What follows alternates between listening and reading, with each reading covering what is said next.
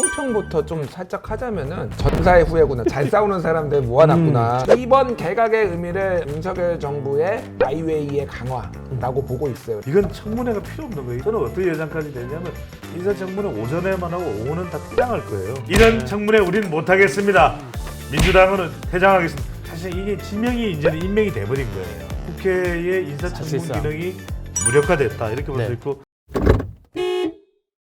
전지적 객관적 시사 라이브 중립기어 시작합니다. 1부는 화제의 인물로 짚어보는 정치권 이야기 여의도 시그널 준비했습니다. 오늘의 시그널 평론가 김준일 수석 에디터님과 배종찬 소장님 역시 나와주셨습니다. 안녕하세요. 예, 안녕하세요. 안녕하십니까. 네. 저희가 이게 한 1분만 얘기해보고 싶은데 저희가 사실 오늘 저기 순서에는 안 넣어놨는데 이 김정은이 또 이제 러시아 방문을 해서 이제 이 뉴스가 엄청 나왔더라고요. 요거 간단히 약간 한 줄 평 해주신다면. 예견된 결과였고 네. 파장을 주목해야 된다라는 건데 쉽게 얘기를 하면은 지금 러시아에서 북한에게 어디까지의 기술을 이전할 것인가가 제 관심인 것 같아요. 처음에는 핵잠수함 얘기까지 나왔거든요. 근데 핵잠수함, 네. 그거는 러시아도 원하지 않습니다. 거기까지 가는 거는 원하지 않고 다만 이제 소위 말해서 위성 발사 기술, 탄도미사일에 쓰일 수 있는 이거를 어느 정도까지 이제 기술 이전할 수 있을 것인가. 그게 이제 관건인 것 같아요. 그게 조금 여러모로 이 동아시아 안보를 이제 바꿀 수 있는 거고 또 하나는 북중러가 이제 합동훈련을 지금 동해상에서 할 수도 있다라는 네. 거잖아요. 그게 실현이 되면은 그럼 분위기 이상해지죠. 완전 이상이죠. 네. 그럼 한미일과 북중러 이제 전선이 명확해지는 거거든요. 그것도 이제 굉장히 한반도 주변 정서에 큰 영향을 미칠 것 같습니다. 소장님은? 저는 한 줄로 한다면은 네. 김정은 위원장이 열차를 칙칙칙칙칙 폭풍하면서 태양호. 간 이유는 네. 저는 이 메시지인 것 같아요. 지켜보라우. 그러니까 뭘 이제 지켜봐. 아니 뭐 여러 가지로 지금 한미일 협력을 강화하고 또 러시아에 대해서도 막 견제하고 중국에 대해서 견제하니까 그랬잖아요. 이 김정은 위원장이 푸틴 대통령을 2시간이나 만나면서 7가지의 코스 요리가 나오는 만찬을 즐겼어요. 여기에 랍스터가 나왔다는 거 아니겠습니까? 그렇죠. 이게 웬만하면 이게 랍스터 지금 김준일 선생님도 웃고 있잖아요. 이미 빵 터질 준비가 돼 있어요. 누구나 미소 짓는 게 랍스터예요. 왜 랍스터 뭐 아니 그러니까 우리가 이렇게 돈독하게 잘 먹는다. 이걸 이제 딱 보여주는 거예요. 김정은 위원장이 저도 하루에 4끼 5끼 먹지만 4끼 5끼 써요. 드세요? 아니 너무 따지지 마. 그래서 이제 그런데 자꾸 캠프 데이비드 막 그랬잖아요. 근데 이제 오히려 보스턴 치니, 네. 보스턴 치니에서 이제 보스턴 치니 우주기지에서 네네네. 오히려 이게 캠프 데이비드 이상이다. 지켜보라. 이런 메시지를 이제 강력하게 던졌다. 그러면서 김정은 위원장이 푸틴에게 그 이야기를 합니다. 반드시 이길 것이다. 러시아가 이길 것이다. 그 이야기는 포탄, 총탄 마음대로 가져가라. 무기거래 가능성 가져가라. 그다음에 네. 이제 러시아도 뭐냐면 유엔 제재 결의에 우리는 뭐 미동치 않겠다. 그거 신경 안 써. 우리 그냥 김정은 위원장이 동생이 도와달라고 하면 나 도와주겠어. 이게 된 거죠. 그러니까 푸틴이 유명한 게 지각대장이거든요. 네. 30분 먼저 가 있었어요. 그러니까요. 동생을 맞이하기 위해서. 그러면서 7가지 딱 요리 준비해가지고. 그러니까 이게 2시간이나 만찬을 했다는 게 푸틴이 2시간 거의 만찬 안 해요. 길어야 뭐 1시간 반인데 극진한 대접을 한 거예요. 그러니까 예전에 그 유명했던 사진이 마크롱 대통령이었나요? 그렇죠. 마크롱 대통령 왔는데 테이블 이만한 게 저희로 치면 그러니까요. 여기 앉아 있고 마크롱 여기 앉아 있고 약간 이상한 사진 20m 거리. 그렇죠. 이만큼 거리가 그랬는데 그대를 만나기 100m 전 이 노래가 나올 정도죠. 그런데 이제 바로 옆에서 막 메모를 합니다. 막 네. 적어요. 이제 네. 막 미사일 이제 푸틴이 이제 뭐 미사일 깼다라다 막 이렇게 하면 막 설명을 적어요. 네. 그게 그 사진이 뭐냐면 이게 타스 통신을 통해서 소련 통신사죠. 전송이 됩니다. 그렇죠. 그걸 보고서 로이터나 뭐 일본의 교도통신도 받아서 이제 보도를 하는데 그걸 보면서 야 이거 저는 그래서 앞으로 우리가 향후에 글로벌 규모의 만약에 전쟁으로 뭔가 비화된다 그러면 그거는 한미일 대 북중러의 대결이에요. 근데 생각해 보십시오. 한번 생각해 보십시오. 역대 전쟁 중에서 역대 우리 인류 문명이 있는 전쟁 중에서 한미일 북중러 네. 어떤 전쟁이겠어요? 국제전이죠. 아니 이거는 뭐 세계 대전이지. 세계 대전이에요. 그래서 저는 굉장히 앞으로의 이 추이를 좀 지켜볼 필요가 있다. 원래 또 우리 동아일보가 국제 뉴스 보도 잘하는 또 매체입니다. 넘버원이죠. 이 국제 뉴스는 동아일보예요. 그렇군요. 근거가 있는 건가요? 네네. 아무튼 뭐 글로벌 이슈에도 이제 좀 무관심하지 말자는 취지로 제가 좀 여쭤봤고요. 우리 그 저기 네. 길진규 논설위원이 네. 또 이 러시아가 되잖아요. 아 그렇죠. 러시아가 돼요. 그거 어떻게 아세요? 다 알지 내가 모르는 게 있나. 저희 회사 사람도 잘 모르는데. 길진규 논설위원이 러시아를 유창하게 해요. 알겠습니다. TMI 감사드리고 사실 오늘 이제 처음에 여쭤보려고 했던 건 이거예요. 약간 저희 이제 인터넷 뉴스로 보신 분들도 있으실 텐데 그 이승만 전 대통령 기념관 이제 그 설치 아무튼 뭐 건립이 추진이 되고 있습니다. 그래서 이게 11일부터 이제 추진해서 모금 운동 같은 걸 시작을 했는데 네. 이게 또 이제 배우 이영애 씨가 또 이제 그 계좌를 열기도 전에 기부 의사를 밝혔다 이래가지고 또 약간 인터넷에서는 좀 왈가왈부했습니다. 그래서 요것도 약간 찬반 의견은 조금 분분한데 요거 간단히 한번 여쭤보고 지나가도록 못 하겠습니다. 만들 이유는 없죠. 이승만 기념관 네. 못 만들 이유는 없다고 봅니다. 근데 이제 저는 이 역사적 인물에 대한 평가는 항상 양면적으로 다 볼 필요는 있다고 봐요. 그러니까 네. 누구나 다 100% 잘한 사람이 없으니까 이승만이 잘한 것도 있고 못한 것도 있겠죠. 한국 전쟁 때 본인이 도망가면서 다리 끊고 그 다음에 뒤에 사람들 싹 죽었잖아요. 그래서 아주 못된 짓이잖아요. 그런 거는 그거대로 평가를 하는 거고 뭐 이렇다면은 뭐 잘한 부분도 있겠죠. 그러니까 있는 거는 있으니까. 근데 제가 이제 우려하는 거는 이런 거예요. 그러니까 예를 들면 이런 겁니다. 지금 오마이뉴스에서 이제 그 기사가 났어요. 이제 비판하는 기사죠. 내용이 네네. 제목이 이거예요. 민간인 희생자 추모공원은 하세월, 가해자 이승만 기념관은 속전속결. 그래가지고 이게 그 한국전쟁 당시에 이제 산내 골령골 추모 평화공원 요거 조성 사업이 있는데 이거에 대해서는 8년째 지금 진행이 잘 안 되고 있다라는 겁니다. 이거는 네. 문재인 정부 때부터 잘 진행이 안 됐다라는 거죠.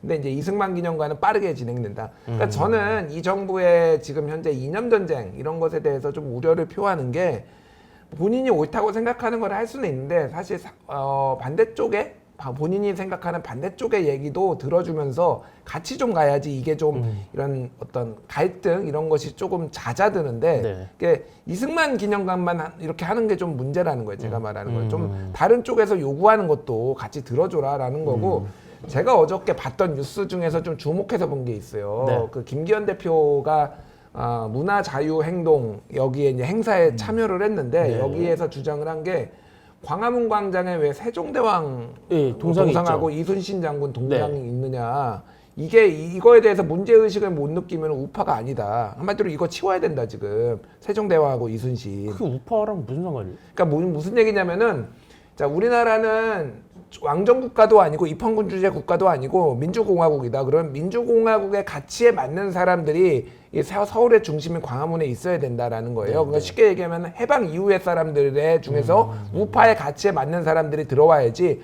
언제적 지금 이순신이고 이거 이 얘기를 했는데 이제 여기에 이제 보수 우파 집권 여당분들 김기현 대표를 비롯해 다 축사하러 간 거예요. 그러니까 이 김기현 대표가 이 얘기를 한 이 건 얘기를 한 건 아니고요. 아니고 예. 그 단체에서 문화 네. 자유행동의 최범 공동대표가 이제 이거를 선언을 하면서 이 얘기를 한 겁니다. 네. 그러니까 이 이념 전쟁이 시작되면은 더 강한 발언, 더 센 발언을 하는 사람이 유리한 게임이에요. 무조건 이런 식으로 아무래도 가면. 그렇죠. 예, 네. 이건 일종의 이제 더 그러니까 매파가 유리하게 가는 거 그러니까 선을 넘어요. 그러니까 상식적으로 그냥 뭐 이런 이념 전쟁을 떠나가지고. 세종대왕 치워라. 우파 아니니까. 이게 국민들이 어떻게 보겠냐고 그러니까. 연결고리가 저는 안 아이, 나온 것 같은데. 그러니까 뭐 논리는 그거 약간 이제 민주공화국에 맞는 사람의 이거는 근데 홍범도 장군의 사상이 의심스럽다. 이 사람의 사상이 공산주의였기 때문에 치워야 된다라는 연장선에 있다 논리랑 이런 비슷한 거죠? 논리에 네. 거기서 더 나간 겁니다. 이제는 세종까지 치워라, 이순신까지 치워라. 그러니까 제가 말씀드리는 거는 이념 전쟁이 이렇게 격화되는 거를 정부나 역에서 좀 제어할 필요가 있어요. 적당히. 근데 지금 너무 폭주를 한다. 그러니까 이런 주장까지 나오는 거예요. 그러니까 이승만 기념관 저는 찬성입니다. 만들면 만들 수 있어요. 근데 다른 쪽에 얘기도 조금 들어보고 네. 다른 쪽에 기념물 할 게 있으면 그런 것도 같이 추진해 줬으면 네. 좋겠다. 알겠습니다. 이게 뭐냐면 공감을 얻을 수 있느냐 이 차원이 중요한 거예요. 그렇죠. 그런데 네. 그것보다는 이제 우리가 홍범도 장군 흉상 때도 그랬지만 보수 내에서도 반대하는 사람이 있거든요. 그렇죠. 이제 보수 내에서 반대하는 사람들은 뭐냐면 뭐 그렇게 검토는 할 수 있겠지만 이렇게 느닷없이 뜬금없이 이건 아닌데 이렇게 생각하는 사람이 있는 거고 또 한편으로는 더 중요한 게 있잖아. 우리에겐 민생이 그렇게 있어. 규정할 수 있죠. 예. 그렇죠. 우리에겐 민생이 있어. 네. 이제 이런 건데 저는 이 김정일 수석이 말씀하시는 게 그 단체로 빙의해서 들어가면 또 이해가 되는 거예요. 그 단체는 어떤 생각이냐면 조선시대도 필요 없다. 그러니까 우리가 이게 이 대한민국이 그 건국된 거를 1948년으로 보고 그 뒤에 사람들을 세우면 된다. 그래서 지금 세종대왕 동상 자리에 이승만 동상, 그 다음에 이순신 장군 동상 자리에 백선엽 장군, 그 다음에 한 명을 더 세우는 겁니다. 약간 좀 우리 동아일보 사거리까지 광화문 우체국 앞에 이 광화문 자리에는 이 메가드 장군 동상. 그러니까 이게 계획인 거예요. 그 2세계 아닙니까? 2세계. 아니, 우파가 지배한 2세계. 아니 그래서 저는 그래서 이게 뭐냐면 이게 그렇게 공감을 받을 일인가 가령 이거죠. 여기서 우리는 다양성을 인정해 주자는 거예요. 그러니까 이승만 대통령 기념관 보고 마는데 저는 그 뭐가 문제냐면 이제 연예계까지 분열됩니다. 자칫 잘못하면 이게 마치 1950년대 60년대에 미국의 메카시 열풍으로 가는 거거든요. 그러면은 지금도 보면은 그때 나왔던 게 이제 오펜하이머 문제가 됐던 거고 지금도 보면은 이 이영애 산소 같은 여자예요. 그러니까 이영애 하지 마요. 네. 좋아했단 말이에요. 고소당합니다. 그런 거 함부로 하지 마세요. 이 배우 이영애 대장금이잖아요. 네네. 대장금 이영애 배우가 5천만 원 냈으면 잘했다.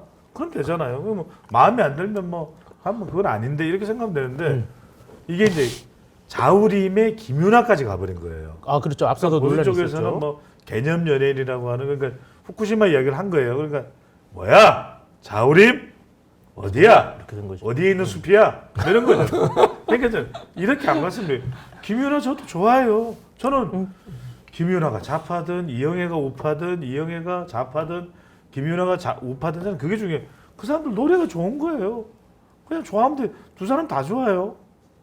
그러니까 이제 그런 게 안 되고 뭔가 자꾸 갈라야 되는 갈라치기를 해야 되는 그러니까 어떨 때는 저는 생각하는 게 이승만과 김구가 공존하듯이 왜 공존을 할 수 없는가라는 생각이 든 거예요. 근데 이렇게 너무 이제 한쪽이 너무 많이 달리면 그건 뭐 문재인 정부 때 너무 진보를 달리면은 그것도 안 되듯이 지금 윤석열 정부도 너무 보수로 달리면 안 되는 거죠.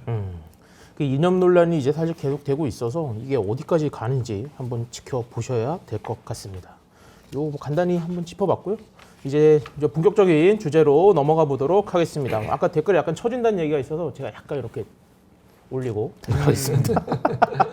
어제 오후에 이제 개각이 났습니다. 이제 윤정권 수립 윤정권이 들어온 이후에 가장 이제 최대 폭이라고 할 수가 있는데 먼저 영상부터 보고 오시겠습니다. 영상은 어디서 만든 거야? 직접 여기 중립기업은 따로 만든 거예요.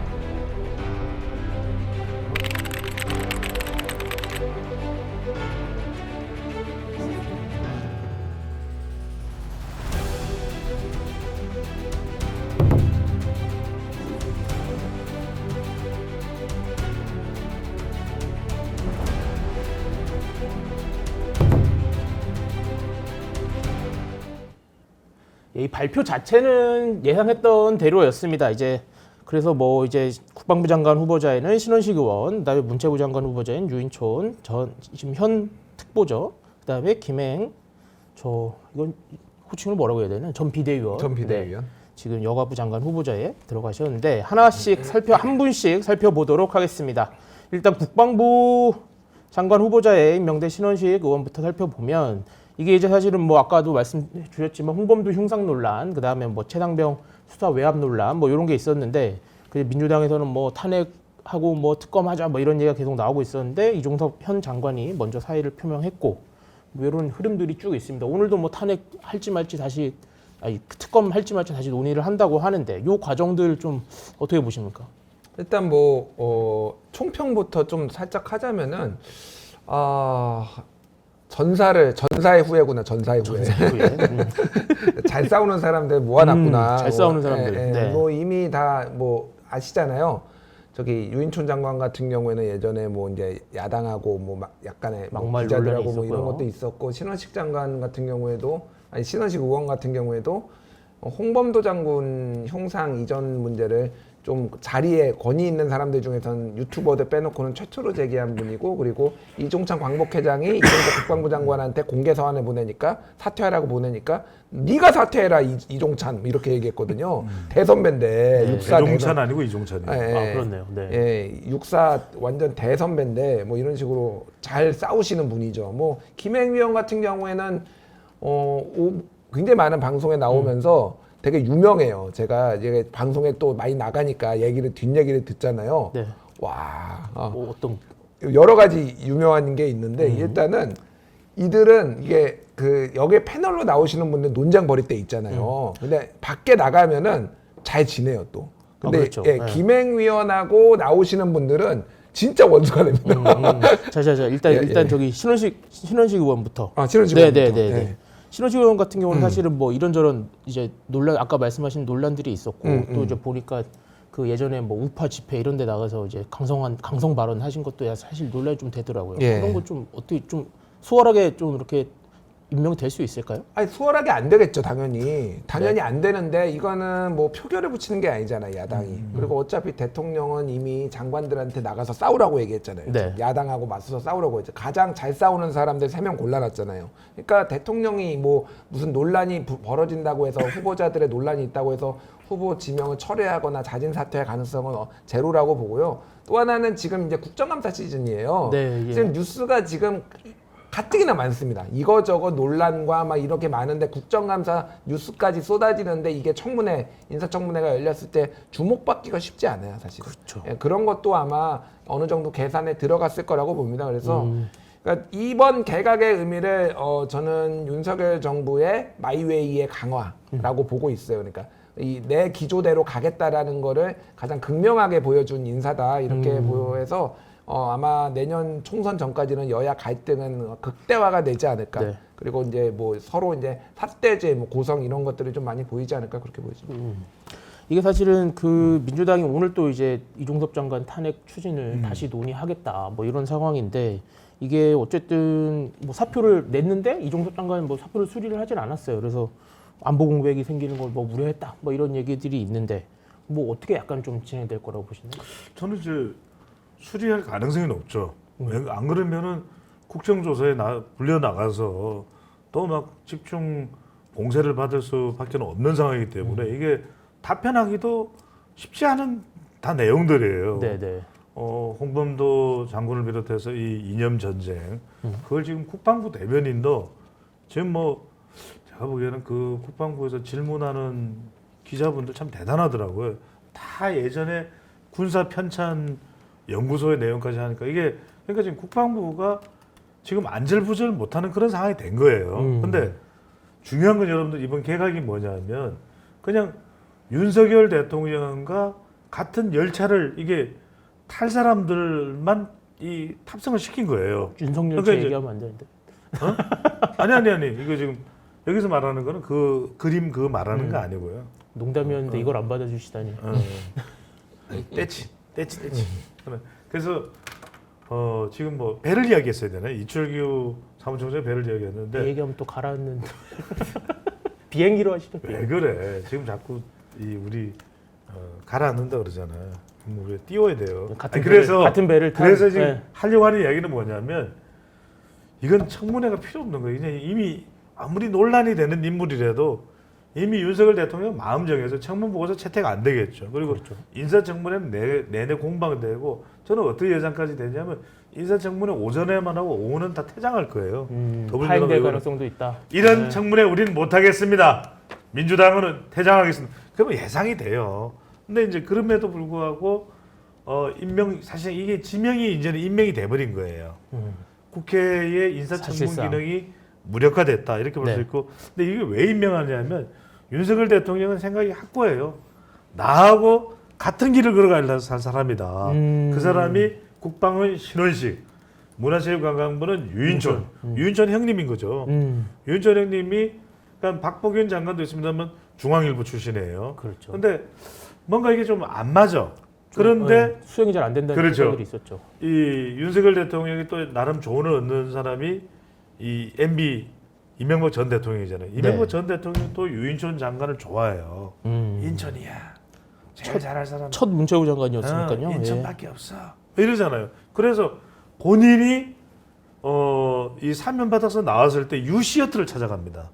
그때 또 극진하게 유인촌 장관이 또 굉장히 어리파예요. 그러니까 이제 물론 예전에 뭐 논란이 있고 뭐 찍지마 이거는 뭐 우리가 뭐 온갖 방송에서 우리 중립교에서는 뭐 재탕삼탕 안 합니다. 해버렸네. 근데 이제 그런 상황에서 유인촌 장관의 스타일을 보니까 윤 대통령이 유인촌이네. 알겠습니다. 전원일기네 이렇게 된 거죠. 다 자연스럽게 유인촌 장관 얘기로 넘어왔는데 이게 사실 10년이 넘는 정치 밈을 만드는 게 쉽지는 않아요. 약간 뭐 그런 생각도 좀 들고 어쨌든 홍준표 시장이 대구시장이 SNS에 이런 글을 올렸습니다. 그 보시면 국방부 장관 자리에 정당 출신이 가면 정치적 중립을 훼손할 수 있는 우려가 있다. 근데 요 멘트 자체는 어떻게 좀 보십니까? 훼손된다고 보시나요? 그러니까 관행적으로 국방부 장관에는 군 출신이 했지만은 정치권 인사가 가진 않는 직행하는 거는 경우는 거의 직행하는 없었던 것 경우는 같아요. 없었어요. 그러니까 이거는 일종의 관행입니다. 관행이고 이거를 누가 법으로 만들지 않아도 우리가 이런 거는 상식이다. 이런 거는 관례다. 이런 거는 논란을 피한다라는 것들이 합의가 있었어요. 그러니까 민주주의를 이제 뭐 가짜 민주주의가 온다라는 책이나 이런 데서 나오는 거 보면은 민주주의를 지탱하는 거는 법과 제도뿐만이 아닙니다. 그러니까 우리가 서로 인정했던 관례들, 상식들 이게 존중이 되는 게 이제 민주주의의 근간인데 사실 민주주의가 이제 위협받고 있다라고 이제 느끼시는 분들이 얘기를 하는 거예요. 그거를 윤석열 정부가 다 깨고 있다. 룰브레이커다라는 거예요. 그래서 저분이 신원식 장관이 가가지고 갑자기 뭐 우편향된 무슨 국방정책을 펼치려고 생각하지 않습니다. 기존에 하시던 걸 하시겠죠. 원래 그 국방부는 사실은 뭐 좌우 따지지 않고 그냥 나라를 지키는 게 일이에요. 근데 제가 걱정되는 거는 이제 이념 전쟁을 또 계속 이제 국방부에서 지금 주도해서 하는 것 이런 것들이 우려되는 거고 홍준표 시장의 얘기는 지극히 상식적인 얘기예요. 그러니까 그 부분에 있어서 윤석열 정부가 그러면은 저거에 경청할 생각이 있느냐 보수 우파내에서도 나오는 저 얘기를 그러니까 관행적으로 하였던 것을 깨는 것이 문제가 있다라는 그 얘기를 이제 그게 좀 관건인 것 같은데 지금은 어쨌든 바뀔 것 같지는 않습니다. 윤석열 정부가. 그렇죠. 예. 유인촌 후보자 얘기로 좀 넘어가 보도록 하겠습니다. 이거 놓고 이제 골동품 인사다 뭐 이런 얘기 약간 좀 비판도 나오던데 그게 소장님 말씀해주신 대로 약간 좀 이제 시끄러워지더라도 이게 추진력 있게 일을 할 사람이다 그렇죠. 뭐 이런 긍정적인 평가도 좀 있고 한데 뭐 어쨌든 근데 이제 비판이 있을 거를 모르지 않았을 거 아니에요? 그런 우려를 좀 알면서도 다시 이렇게 장관의 후보자에 지명한 이유 그거는 뭘까요? 그러니까 그 우려보다도 윤석열 대통령은 우리 함께 가 이게 이제 일단 기준인 거예요. 그렇게 봤을 때 지금 유인촌 장관뿐만이 아닙니다. 이창양 산업통상자원부 장관을 박문규 이 국무조정실장으로 아유, 목이 메인. 네, 목이 메이네요. 나라 걱정해. 정말 나라를 걱정해. 이게 바꾸는 이유 중에 하나가 그 원전을 폐기하는 것이 제대로 좀 진전이 안 됐다. 지금 산업부 장관 교체 얘기하시는 그렇죠. 거죠? 네네. 그 이야기는 뭐냐면 윤석열 대통령이 생각한 게 착착착 가야 되는데 그게 이제 문화체육관광부에서 자꾸만 불협화음, 잡음이 들리고 이것 자체를 좀 해소할 수 있는 인물이 누구냐 그렇게 생각했을 때 이제 유인촌 특보를 추천받았겠죠. 네. 그리고 조금 이제 이야기를 서로 해보니까 이분이다. 네. 그렇게 판단하고 밀어붙인다. 그러니까 앞으로 5년 내내 윤석열 대통령의 인사는 뭐 그런 우려나 여론의 평가보다는 본인과 잘 맞느냐 이게 핵심인 거죠. 나라 걱정에 자꾸 목이 메이죠. 그럼 유인촌 후보자가 만약에 장관이 된다. 그러면 가장 중점을 갖고 좀 이렇게 추진할 어떤 정책이라든지 아니면 좀 신경 쓰고 챙길 것들 어떤 것들이 있을까요? 최근에 그 조선일보 인터뷰한 게 있어요. 그 조선일보 네네. 8월 29일에 이제 특보 시절에 이때는 장관 후보자가 아니었어요. 네. 그때 이제 특보로서의 어떤 문화예술에 대한 이거를 네. 조선일보 김윤덕 기자가 했는데 네. 이거가 되게 논란과 화제가 됐어요. 제가 좀 읽어드릴게요.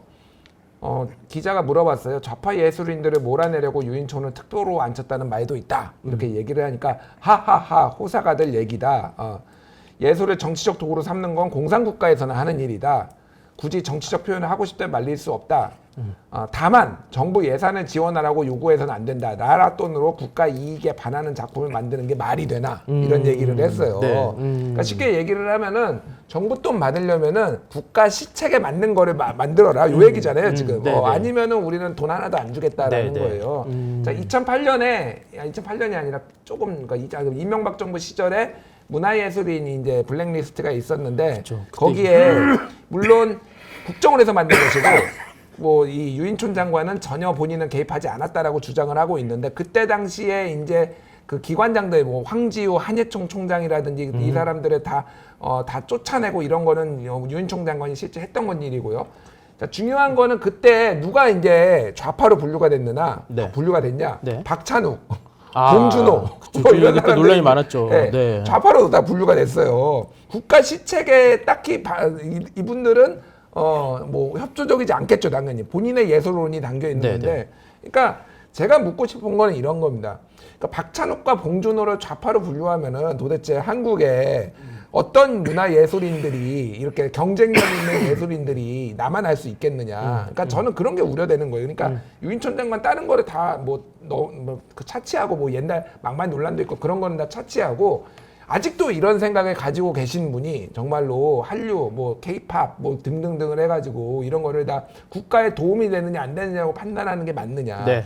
이게 이제 가장 우려되는 거고 이거는 사실은 이 3명 중에서 가장 평가가 안 좋은 게 정부 여당에서 그러니까 여권에서 그러니까 여권에서 네. 나오는 게 유인촌이에요. 아. 그러니까 왜 아니 언제적 유인촌인데 또 갖다 쓰냐. 좀 적당히 좀 써라 이런 게 여권에서도 지금 나오고 있거든요. 네네. 그럼 뭐 한번 지켜봐야 될 것 같고 저희 이게 사실은 이게 김행 후보자가 가장 비중이 아무래도 좀 낮은 것 같은데 대화의 비중이 그래도 간단히 그래도 한 줄 평. 양성평등진흥원 원장도 하셨어요. 저는 생각보다 잘하실 거라고 봅니다. 예, 근데 이제 여가부 폐지에 대해서 어떻게 이제 스탠스를 가져가실 거냐가 좀 궁금해요. 그리고 좀 덜 싸우셨으면 좋겠다. 아까 얘기했듯이 진심으로 싸우고 진심으로 원수가 됐어요. 지금 그분들 패널이더라 민주당 패널이나 뭐 민주당 아니더라도 누구랑 나와도 야 대단하다. 진짜 파이터구나 그 생각을 했거든요. 국무위원은 좀 다르게 해야 되지 않나 그 생각을 합니다. 저는 여성가족부를 없애지 않을 가능성이 높을 것 같아요. 근데 어제 또 뭐 폐지가 저희 공약이다 이렇게 또 한 번 또 공언을 하긴 했죠. 근데 이제 그건 왜 그러냐면은 그렇게 해서 이제 좀 야당을 압박하는 게 될 수가 있겠죠. 야당이 반대해서 못했다. 그렇죠. 왜냐하면 지금 그러면은 여성가족부 폐지가 아니다라고 전환하는 순간 지난 대선에서 여가부 폐지 공약을 내걸었던 게 뭐 도루묵이 되고 공수표가 되거든요. 그러면 그때 지지했던 사람들에게 상당히 부담이 되겠죠. 그렇죠. 근데 한편으로는 여성가족부를 유지를 해 나가는 게 여성 표현은 유지할 수도 있어요.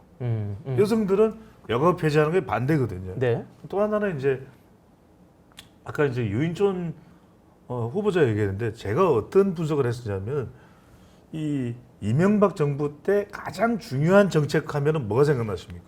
가장 중요한 정책. 이명박 정부 때 우리 4대강 아닌가요? 4대강이에요. 네. 근데 우리가 생각할 때는 4대강을 누가 좀 적극적으로 이끌어 나갔을까? 네. 정부 부처 장관 중에서 네. 누군지 아세요? 모르겠는데. 누군지 아세요?